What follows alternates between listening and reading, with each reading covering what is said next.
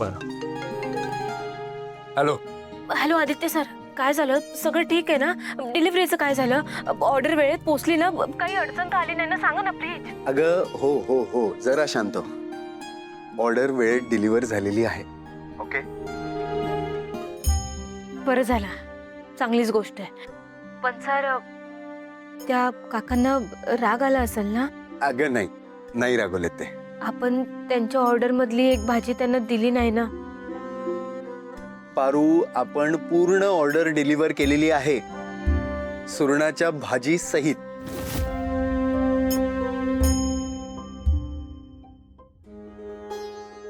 काय? एक मिनिट. सुरणाच्या भाजी सहित म्हणजे भाजी केली कुणी? म्हणजे कुणालाच बनवता येत नव्हती ना, मग केली कशी आणि कुणी केली? सांग बरं, कोणी केली असेल? हो सर, मी कसं काय सांगणार? तेच विचारते ना, कुणी केली? अगं मी तुला तेच विचारतोय, गेस तर कर. सर तुम्ही, बरं ठीक आहे ठीक आहे. रूपा ताईनं केली का? नाही ग बाई, मला कुठलं जमतंय. मग कमला राणीनं केली असेल. हाय राम, नाही भाऊजी, हम नाही बनवले पानी, हमका का पता के बनवले बा. देखा, दोघींनी बी नाही केली म्हणल्यावर प्रिया मॅडमनीच केली असणार. जे केली तर त्यांच्याशिवाय दुसरं कोण करणार आहे? नाही नाही पारू, मी पण बनवली नाहीये ती भाजी. हाय, हे बघा आदित्य सर, आता प्लीज सांगा कुणी केली आहे भाजी? तुझ्या देवी आई.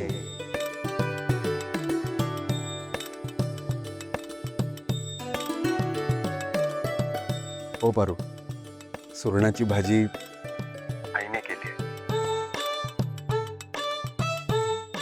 आदित्य सर, मला लई आनंद झालाय बघा. हे फक्त माझ्या देवी आईच करू शकतात.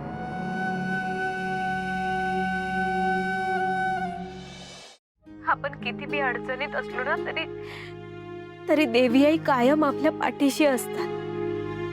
या वेळेला सुद्धा आपल्या मदतीला धावून आल्या. माझ्या देवी आईंचं मन ना कुणालाच नाही कळणार.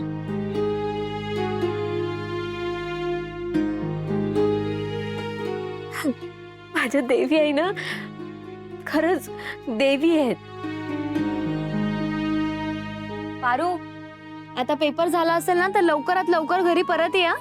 आम्ही सगळे तुझी खूप वाट बघतोय. प्रिया मॅडम, मी सुद्धा तुम्हाला सगळ्यांना कधी भेटते ना असं झालंय बघा. मी लवकर येते. ये मग लवकर. आम्ही सगळेजण वाट बघतो तुझी. मला बी तुम्हाला सगळ्यांना कधी भेटते असं झालंय. मी येते लवकर.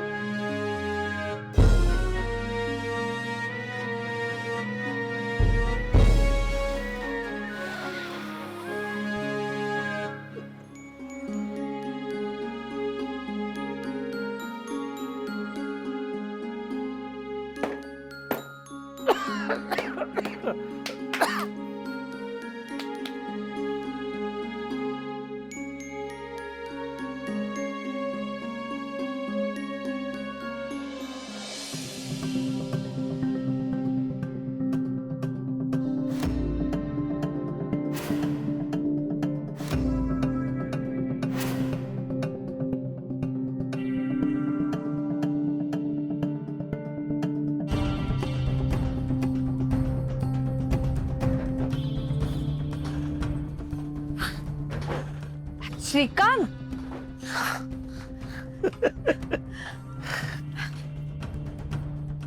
काय रे, इथे काय करतोयस तू? तुझ्या रात्रीच्या गोळ्या राहिल्यात म्हणून मी वाट बघत होते तुझी. मला वाटलं जेवून तू शतपावली करायला बाहेर पडलायस. बघायला गेले तर तू नाहीस. आणि एवढ्या रात्री तू हिच्या सोबत काय करतोयस? अहिल्या, आज आदित्य आणि पारूकडे बघून मला आपले दिवस आठवले ग. म्हणजे बघ ना, इकडे पारूचं स्वप्न पूर्ण व्हावं याकरता तिची ऑर्डर आदित्यने स्वतः पूर्ण केली, आणि तिकडे आदित्यचं स्वप्न पूर्ण व्हावं म्हणून पारू परीक्षा देते. हे सगळं बघून ना मला असं वाटायला लागलं की आपल्यासारखंच त्यांचा संसारही बहरत राहणार आहे. बघ ना, आपणही कठीण प्रसंगात एकमेकांच्या पाठीशी खंबीरपणे उभे राहिलेले असायचो. तसंच हे दोघं सुद्धा एकमेकांच्या पाठीशी अगदी खंबीरपणे उभे आहेत. बघ ना, ज्याप्रमाणे आपण सुद्धा एकमेकांना जपत, समजून घेत, परिस्थितीशी सामना करत, एकमेकांना साथ देत पुढे जात राहिलो. आणि या सगळ्या प्रवासात या स्कूटरने आपल्याला खूप मोठी साथ दिली अगं. म्हणून तर हा सगळा प्रवास सुखाचा झाला ना. खरे, ही आपल्या प्रवासाची पहिली साक्षीदार आहे. म्हणून तर आपण त्यानंतर किती गाड्या घेतल्या, पण ही कायम खास राहिली आणि कायम आपल्या सोबत राहिली. आणि इतकी वर्ष झाली तरी अजूनही ही आपल्या सोबत आहे. अहिल्या, ही स्कूटर आपण गेल्यानंतर सुद्धा इथेच असणार आहे. म्हणजे मला नाही कळलं. म्हणजे मी ठरवलंय की ही स्कूटर आता आपण आपल्या पुढच्या पिढीच्या हाती सुपूर्द करावी. पुढच्या पिढीनं त्यांच्या प्रवासाची सुरुवात या स्कूटरच्या साक्षीनं करावी असं वाटतंय मला.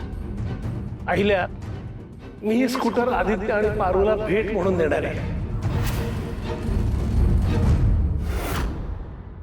नाही आहे श्रीकांत, अजिबात नाही. मी तुला आधीच सांगून ठेवते, हे मला अजिबात पटलेलं नाही आणि तू ह्यातलं काहीही करणार नाहीयेस.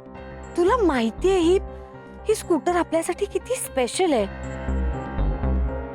आणि ही फक्त स्कूटर नाहीये, ही आपल्या नात्याच्या प्रवासातली सगळ्यात मोठी आठवण आहे. आणि म्हणूनच मला ही आठवण आपल्या पुढच्या पिढीला द्यायची आहे. आदित्यचं आणि पारूचं नातं सुद्धा आपल्या नाते इतकंच मजबूत आणि खंबीर असायला हवंय. आणि त्यासाठीच मी ही स्कूटर त्यांना भेट द्यायची असं ठरवलंय. ठीक आहे, तू ठरवलंच आहेस तर मी काय म्हणणार नाही का. अगं, आता तू ठरवलंयस म्हटल्यावर तू माझं ऐकणार आहेस का? हल्ली तसंही माझं म्हणणं ह्या घरात कुणाला पटतं?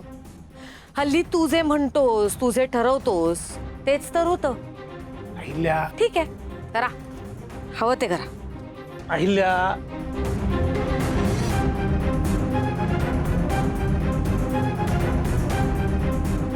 असं आहे, तुला तर माहितीये अहिल्या आत्ता रागावली आहे, पण तुझ्यासाठी आदित्य आणि पारूच योग्य आहेत हे तिला सुद्धा पटलं असणार आहे.